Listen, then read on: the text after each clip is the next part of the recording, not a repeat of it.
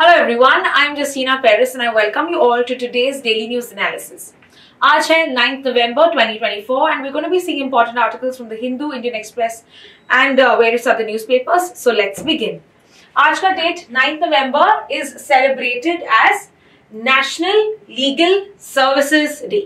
इसको National Legal Services Day मनाया जाता है and mainly what do you mean by legal services, right? यहाँ पे जो communities होती है, vulnerable communities, women, children, the elderly, senior citizens, okay, और transgender communities, इनको legal aid पहुंचाना, whereas इनको also legal education पहुंचाना, aware करना masses with regard to legal issues, with regard to laws, okay, so building awareness with regard to the legal aspect is दिन में, that is the National Legal Services Day. Now we also have a body that we talk about, that is the National Legal Service Authority. Okay, so ये body बहुत ही important है, जो भी हमने अभी discuss किया उसको implement करने के लिए this body plays a very important role. So let's have a quick view about this body because they can ask some relating questions with regard to that. तो ये act के through आया था नालसा. नालसा का full form है National Legal Service Authority. ये act कब आया था? 1987 में Legal Service Authority Act.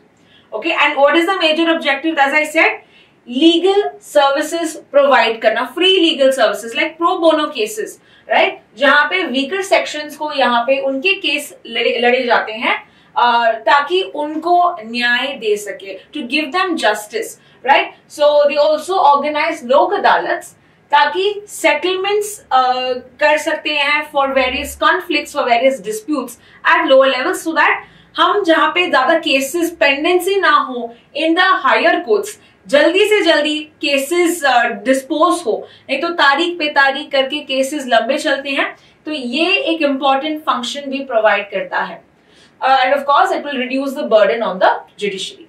Now who is the main person looking after NALSA?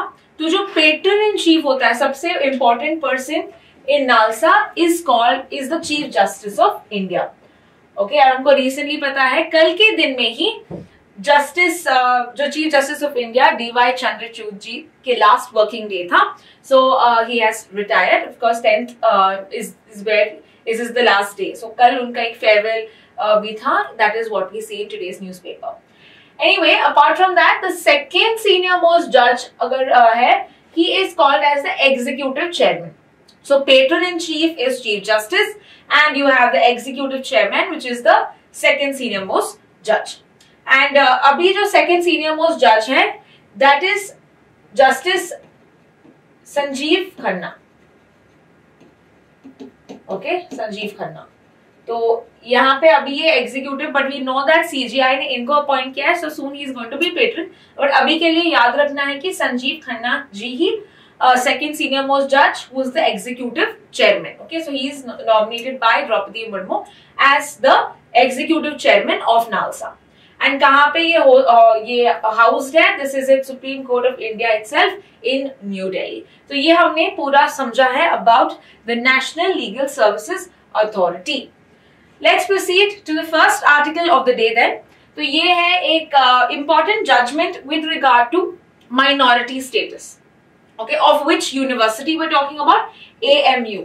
Now AMU क्या होता है? Let us understand. AMU is Aligarh Muslim university. तो यहाँ पे सुप्रीम कोर्ट ने यहाँ पे verdict दिया है about AMU Aligarh Muslim university कि क्या ये मुस्लिम या ये माइनॉरिटी स्टेटस इनको मिल रहा है या नहीं मिल रहा है, ये सब हम डिस्कस कर रहे हैं इस आर्टिकल के through.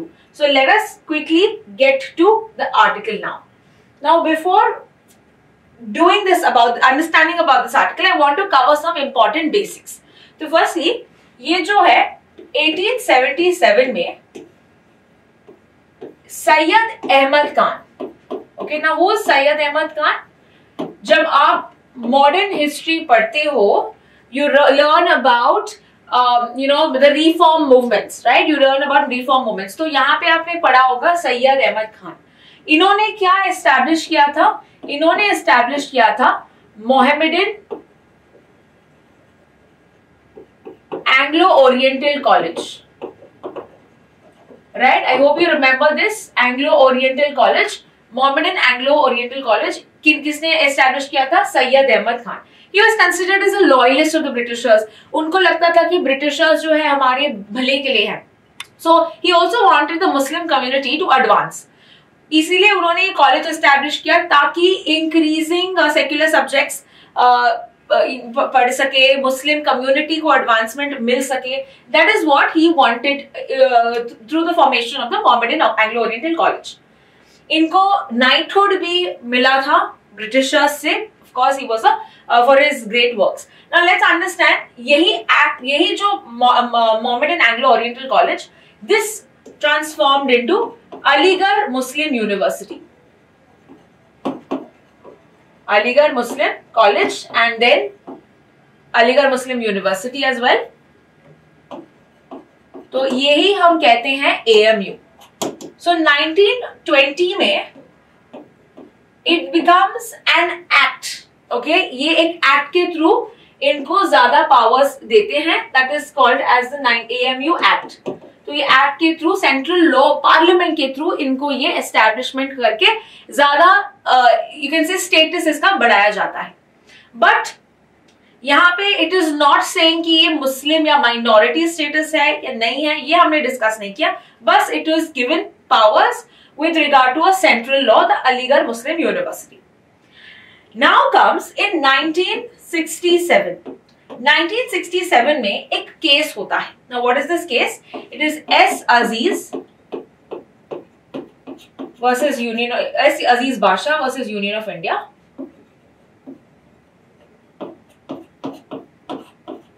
Okay. Versus Union of India. तो ये केस है। So इस केस के थ्रू क्या डिसाइड होता है कि अलीगढ़ मुस्लिम यूनिवर्सिटी जो है इसको माइनॉरिटी स्टेटस नहीं दिया जाएगा, इसको माइनॉरिटी स्टेटस नहीं दिया जाएगा। Now what is so important of getting a minority status? Minority status क्यों इंपॉर्टेंट होता है किसी इंस्टीट्यूशन के लिए? Now this is taking us to this article 30। Article 30 पता है सबको, फंडामेंटल राइट्स का है आर्टिकल 30, जहां पे रिलीजियस और लिंग्विस्टिक माइनॉरिटीज को, रिलीजियस और लिंग्विस्टिक माइनॉरिटीज को अपने एजुकेशनल इंस्टीट्यूशंस, अपने जो इंस्टीट्यूशंस हैं मैनेज करने के लिए, एस्टैब्लिश करने के लिए पावर्स देता है। तो article 30 of the fundamental rights talks about that religious and linguistic minorities अपने इंस्टीट्यूशंस एस्टैब्लिश कर सकते हैं, मैनेज कर सकते हैं। दैट मीन्स इनको ज्यादा फ्रीडम दिया जाता है। ओके, कैसा फ्रीडम मिल रहा है इनको? What is the kind of autonomy that they are getting? ताकि अगर वो हायर करना चाहते हैं अपना टीचर्स, अपने नॉन ट्रेनिंग स्टाफ, ये इनके पास पावर्स होते हैं। फर्दर अंडर आर्टिकल 15 क्लॉज 5, तो ये भी एक फंडामेंटल राइट्स है, इसमें एक एक्सेप्शन दिया जाता है इन माइनॉरिटी इंस्टीट्यूशंस को कि आप SC और ST को रिजर्वेशन अगर ना देना चाहते हो, that can be done under Article 15 Clause 5. So they have got an exception from reservations of SC and ST. They don't need to keep reservations for SC, ST under Article 15 Clause 5. Further इनको यहाँ पे ज्यादा power मिलता है, अगर उनको reservation रखना है अपने माइनॉरिटी 50% वो रख सकते हैं। So all of these are the greater powers, more than that in fact they can keep reservations for these, so they have that autonomy, okay, when you get or when you become a minority institution. तो 67 के judgement के through क्या बताया गया था? that this particular AMU university, AMU जो है, इनको minority status नहीं दिया जाता है। Now why did they say that? What was the purpose? The reason being because ये एक्ट के थ्रू फॉर्म हुआ था, सेंट्रल लॉ के थ्रू फॉर्म हुआ था। तो अगर सेंट्रल लॉ के थ्रू फॉर्म हुआ है, then you cannot get a minority status, is what the 1967 Supreme Court judgment said. Soon there were some amendments. तो 1981 में आया एक amendment, 1920 का लॉ, ये जो एक्ट है इसको अमेंड किया गया था और बोला था कि ये जो यूनिवर्सिटी है ये बनाया है मुस्लिम कम्युनिटी के लिए, उनके कल्चरल एंड एजुकेशनल एडवांसमेंट के लिए बनाया है। तो ये 1981 में अमेंडमेंट किया था and that was what was mention. Further 2005 में भी कुछ ऐसा ही हम देखते हैं जहां पे एएमयू ने, अलीगढ़ मुस्लिम यूनिवर्सिटी ने क्या किया, 50% रिजर्वेशन रखा। I am writing it once again, 50% reservation रखा मुस्लिम्स के लिए and in their post graduate Muslim medical programs. Okay, so what did they do, इन्होंने मेडिकल प्रोग्राम्स में, पोस्ट ग्रेजुएट मेडिकल प्रोग्राम्स में इन्होंने रिजर्वेशन रखा 50% for Muslims. Then Allahabad high court steps इन।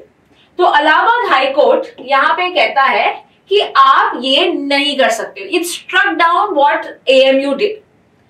और फिर केस गया किसके पास, केस जाता है सुप्रीम कोर्ट के पास। तो इलाहाबाद हाईकोर्ट ने ये स्ट्राइक डाउन किया कि आप ऐसे रिजर्वेशन नहीं रख सकते हो बिकॉज आपका यूनिवर्सिटी माइनॉरिटी इंस्टीट्यूशन नहीं है अकॉर्डिंग टू द 1967 जजमेंट। फिर the case gets challenged in the supreme court. तो सुप्रीम कोर्ट यहां पे इस केस को ट्रांसफर करता है 7 जज बेंच। ओके, 2019 इन्होंने 7 जज बेंच को ये केस सौंपा और अभी जो जजमेंट आया इससे क्या होता है ये अभी हम समझते हैं। So now we come back to the present time. तो प्रेजेंट स्टेटस में पहले जो 7 जज बेंच में कितना मेजोरिटी में केस हुआ, 4:3। तो 4:3 जजमेंट में हमको अभी पता चलता है कि 4 जजेस ने बोला है कि ये जो 1967 जजमेंट है इसको ओवर रूल किया है। So first thing what they have said, we have, 1 minute, yes, we have overruled 1967 judgment. Okay, overrule 1967 judgment. Further, क्या Aligarh Muslim university minority status या माइनॉरिटी इंस्टीट्यूशन है या नहीं, ये अभी तक उन्होंने बताया नहीं है। ठीक है, तो ये उन्होंने क्या बोला है, ये एक स्मॉलर जज बेंच के पास जाएगी। स्मॉल जज बेंच डिसाइड करेगी कि एएमयू माइनॉरिटी इंस्टीट्यूशन है या नहीं। Okay, so that they have said. Further, इन्होंने एक क्राइटेरिया भी एस्टैब्लिश किया है। क्राइटेरिया कैसा, क्राइटेरिया ऐसा कि कौन सा इंस्टीट्यूशन माइनॉरिटी कहलाएंगे, which institutions will not be called minority, that is what they have also now put it. So they have put a test, एक टेस्ट रखा है कि अगर एक यूनिवर्सिटी को माइनॉरिटी स्टेटस दिया जाता है किस बेसिस में दिया जाएगा, ये उन्होंने एस्टैब्लिश किया है। So these are the 3 things. Firstly, आपने 67 को ओवररूल किया कि ये अभी आप ये नहीं कह सकते हो कि you know if AMU is minority और not, that will be decided by a small जज bench. And finally a criteria is established to ensure कि अगर हम एक इंस्टीट्यूशन को कहते हैं इट्स माइनॉरिटी और not, what will be the test followed, that is going to be said by the criteria. तो क्राइटेरिया अगर हम देखें, बेसिक्स देखते हैं, क्राइटेरिया में ऐसा लिखा है कि firstly understand how the institution has been established. Procedure कैसा है वो एस्टैब्लिश करने का। Okay, see the reason, the objective, क्या वो माइनॉरिटी कम्युनिटी का एडवांसमेंट के लिए बनाया है या जनरली बनाया है। So firstly you check how it is established. The next thing you also check is with regard to इसको फंडिंग कैसा मिल रहा है, इसका एडमिनिस्ट्रेशन कैसा हो रहा है। So all of these factors are laid down with regard to the criteria to check if an institution is a minority or not. Okay, तो ये हमने पूरा article समझा. So if you have to just have a quick view, we saw that we have the Supreme Court recently overruled the 1967.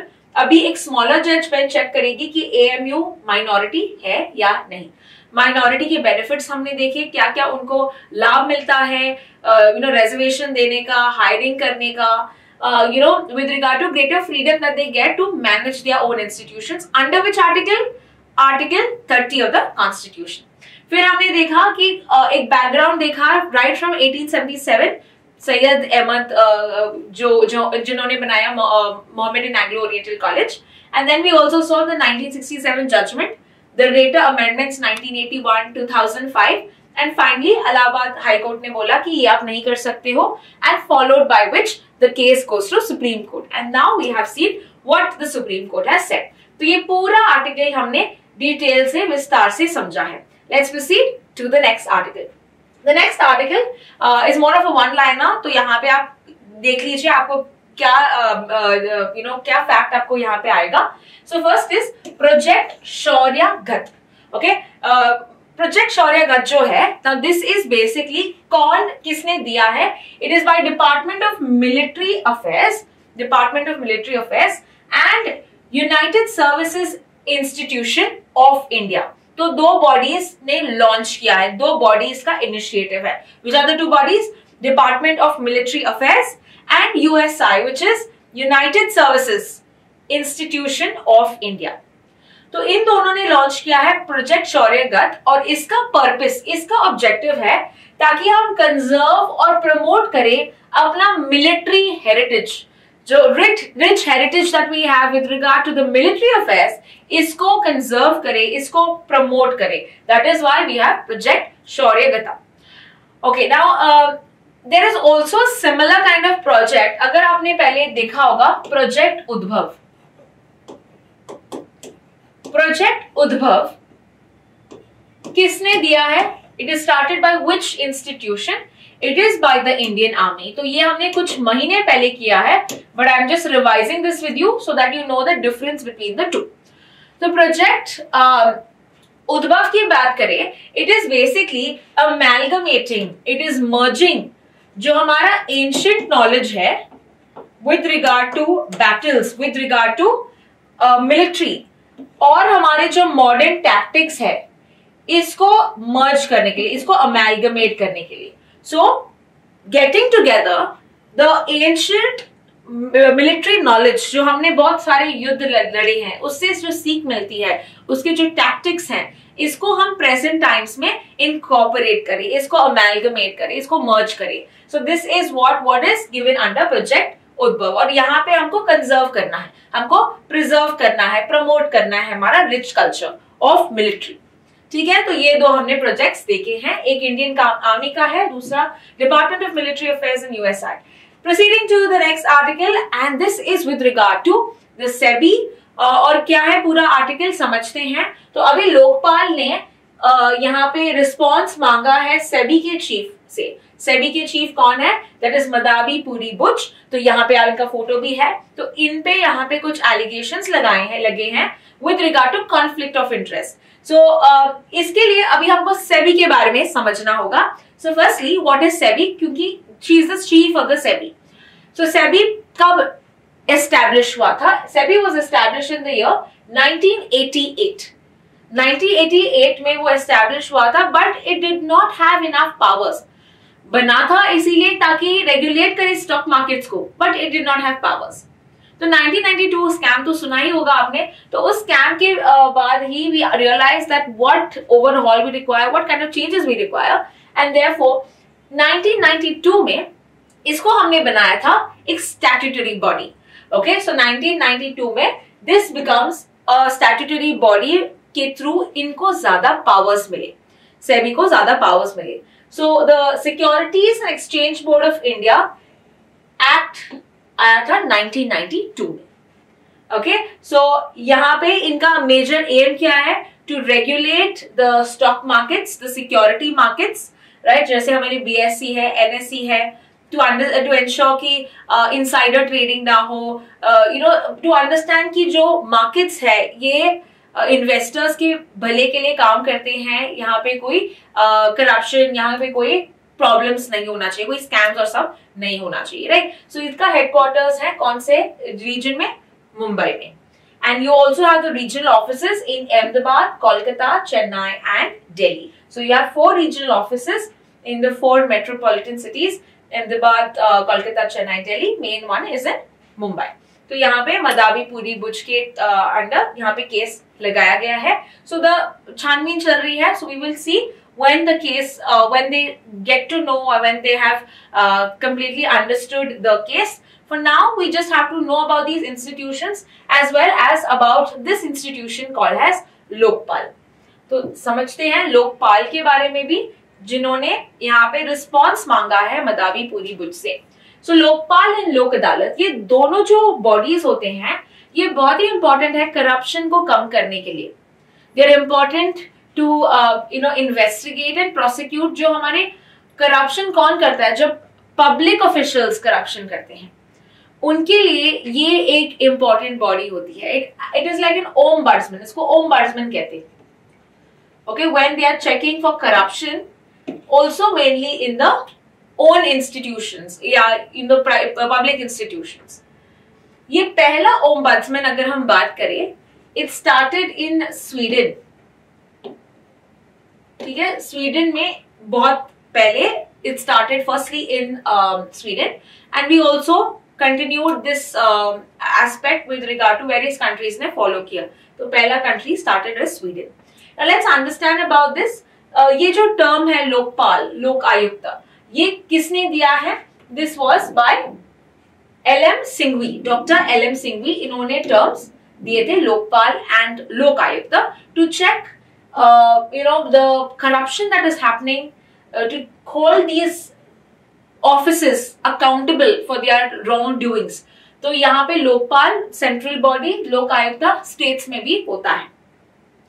Further एक act भी आया 2013 में, 2013 we have the act. So they can ask you कब ये act आया था? It is in 2013. And who decides Lokpal? Who decides a लोक आयुक्त? लोकपाल की बात करें, so states में you have लोक आयुक्त, but लोकपाल की बात करें, here you have the prime minister, जो मेजर सिलेक्शन कमेटी में आता है, is the chairperson. Apart from that speaker. Okay, who is the speaker? Currently we have Om Birla, speaker of the Lok Sabha. Then you have leader of opposition in the Lok Sabha, that is Rahul Gandhi. तो ये भी एक member होते हैं. Then you have the chief justice of India और any other जज which is nominated by him. तो ये सिलेक्ट करते हैं कि कौन होना चाहिए Lokpal. Alright, so he is the chairperson. And कौन अपॉइंट करता है? Finally it will be the president. So Droupadi Murmu ji will appoint that Lokpal. Further we will see that कितने मेंबर्स होते हैं यहाँ पे? We have 8 members plus 1 chairperson. तो टोटल कितने मेंबर्स हैं? 9 मेंबर्स. ऑलराइट, अगर हम जुरिसडिक्शन की बात करें, which are the cases that the Lokpal will see, that can be even your prime minister के against. Okay, members of the parliament के अगेंस्ट, कोई मिनिस्टर है, यूनियन मिनिस्टर है, उसके अगेंस्ट. एंड ग्रुप ABCD जो ब्यूरोक्रेट्स होते हैं, IAS IPS ऑफिसर्स होते हैं, so various officers, state level officers, इनके अगेंस्ट अगर कोई केस है तो इन्वेस्टिगेशन के लिए we have the Lokpal and the लोक आयुक्त, दैट विल बी नेसेसरी. तो अभी इन्होंने ही बस मांगा है response with regard to certain reports मिले हैं हाइडेनबर्ग डॉक्यूमेंट से, डेटा से, and therefore they have asked with regard to, जैसे अडानी ने कुछ चेंजेस किए थे, ये सुना होगा आपने. however we will not comment on this right now because the case is still in progress. So once the data is out, we will discuss this in a more detail. अभी बस ये bodies के बारे में आपको जानना है. हमारा नेक्स्ट आर्टिकल जो है, this is with regard to Swiggy and Zomato who has breached antitrust laws, and यहाँ पे CCI probe कर रही है. What is CCI? It is the Competition Commission of India. So we'll be understanding about Competition Commission of India और ये पूरा case थोड़ा समझते हैं. So आपको पता ही है how Swiggy and Zomato works. Of course you must have ordered it number of times, and we all do. So इसमें क्या होता है, you have a set of restaurants और जहाँ पे आप select करते हो, जहाँ पे आपको खाना order करना है. Now imagine, I mean what we mostly do, okay, what we normally do, हम पहले check करते हैं कि ABC restaurant कितना price मांग रहा है Swiggy से. Then we go to Zomato and we say कि ABC अगर मैंने same order किया, ये मुझे कितना charge करता है. फिर मैं compare करती हूँ कि अरे हाँ Swiggy कम देता है, तो चलो मैं स्विगी से ऑर्डर करती हूँ. Don't we all do that, right? So unless you have gold and Swiggy one, of course that could be a different case, but this is what you usually do to compare restaurants and then you place your order. Now imagine if it happens कि जो ABC restaurant की अगर हम बात कर रही हूँ मैं, ओनली स्विगी में है और जोमैटो में नहीं है, तो मैं चेक ही नहीं कर सकती हूँ. I can not check where I am getting low prices, right? So यहाँ पे मेरा नुकसान हो रहा है. तो यही हो रहा है इस केस में. What I just explained is exactly what Swiggy and Zomato are doing. तो Zomato क्या कर रहा है? Zomato is going to these restaurants and they are saying कि आप सिर्फ exclusively मेरे प्लेटफॉर्म में होना चाहिए, ठीक है? It's like being very possessive and saying कि सिर्फ मेरे प्लेटफॉर्म में हो, एंड अगर आप मेरे प्लेटफॉर्म में एक्सक्लूसिवली हो गए, आपको मैं कम कमीशन आपको देना पड़ेगा, I will take less commission also from you. So in that case we'll keep a contract in that way कि आपको यहाँ पे नुकसान नहीं होगा. Okay, Swiggy also doing the same thing कि अगर आप एक्सक्लूसिवली मेरे साथ ट्रेड करते हो, एक्सक्लूसिविटी कॉन्ट्रैक्ट्स, ओके, जिससे कारण अगर आप सिर्फ जोमैटो में सिर्फ स्विगी में हो, जोमैटो नहीं हो, देन आई विल इंश्योर कि आपको कुछ एडिशनल बेनिफिट्स मिलेंगे, इंसेंटिव्स मिलेंगे, यू डोंट हैव टू पे एक्स्ट्रा. तो ये सब ये कॉन्ट्रैक्ट्स कर रहा है. अभी नुकसान किसका हो रहा है? नुकसान तो आप me and you are facing because now we cannot check prices, right? So that is the whole case about.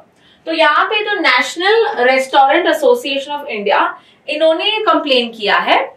Okay, they have filed an complain with regard to the CCI competition commission कि ये एक bad practice हो रहा है. Okay, this is some bad practice that is happening. So what is this competition commission of India? इसका काम क्या है? Competition Commission of India has a major role to protect the interest of the consumers. Okay, interest of the consumers को protect करने के लिए. मान लेते हैं you only A जो product है, okay, A जो product जो मुझे चाहिए is only given by say Zomato, right? तो यहाँ पे they can increase the price of A, है ना? ये जो रेट है ये इलीगल, ये तो इंक्रीज ही कर सकते हैं बिकॉज उनको पता है कि सिर्फ मेरे प्लेटफॉर्म में ये मिल सकता है. तो इसीलिए मान लेते हैं अगर ये 3-4 अदर प्लेटफॉर्म्स में मिल जाते हैं, right, then there will be some competition and एक फेयर प्राइस होगा इसके लिए. A fair price will be given and if the consumer thinks हाँ ये तो प्राइस फेयर है, मैं दे सकता हूं, then only they will give. But imagine if Zomato had a monopoly about it कि बस आप मेरे ही प्लेटफॉर्म में हो ताकि मैं प्राइस बढ़ा सकता हूं, मैं यहाँ पे प्रॉफिट कमा सकता हूं.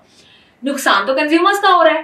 तो इसको चेक करने के लिए वैसे ही दूसरे प्लेटफॉर्म में ऐसा हुआ है, आपने सुना होगा पेटीएम में, you can talk about the other agencies. So again in this particular case also CCI has been taken or probing this case.